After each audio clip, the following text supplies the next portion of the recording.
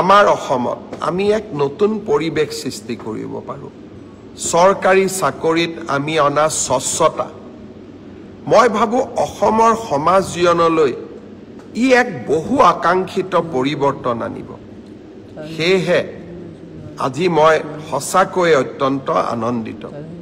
মই আপোনালোকৰ পৰাও সহযোগিতা বিচাৰিম, এনেকৈ যাতে আমি অসমৰ বাবে নতুন নতুন কাম আৰু আমাৰ যুৱক যুৱতীসকলৰ বাবে এখন আশাৰে পৰিপূৰ্ণ অসম আমি নিৰ্মাণ কৰিব পাৰোঁ।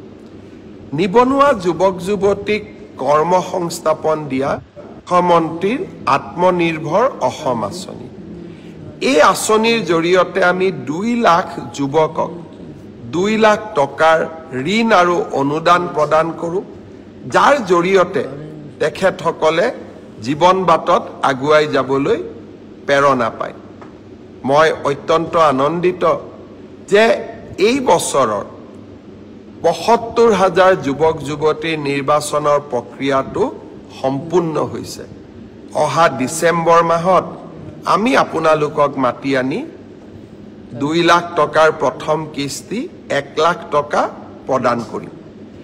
ইয়াৰ সমান্তৰালভাৱে যোৱাবাৰ আমি যি ২৫,০০০ যুৱক যুৱতীক 1 লাখ টকা দিছিলোঁ যোৱা বছৰত, তেওঁলোকে যদি এই 1 লাখ টকাটো ভালকৈ ব্যৱহাৰ কৰিছে, তেওঁলোকক দ্বিতীয় কিস্তিৰ 1 লাখ টকা দিবলৈও মই আপোনালোকক গুৱাহাটীলৈ আমন্ত্ৰণ জনাম। অৰ্থাৎ ৭৫,০০০ আৰু ২৫,০০০, 1 লাখ ল'ৰা ছোৱালীয়ে আত্মসংস্থাপনৰ সুযোগ পাব।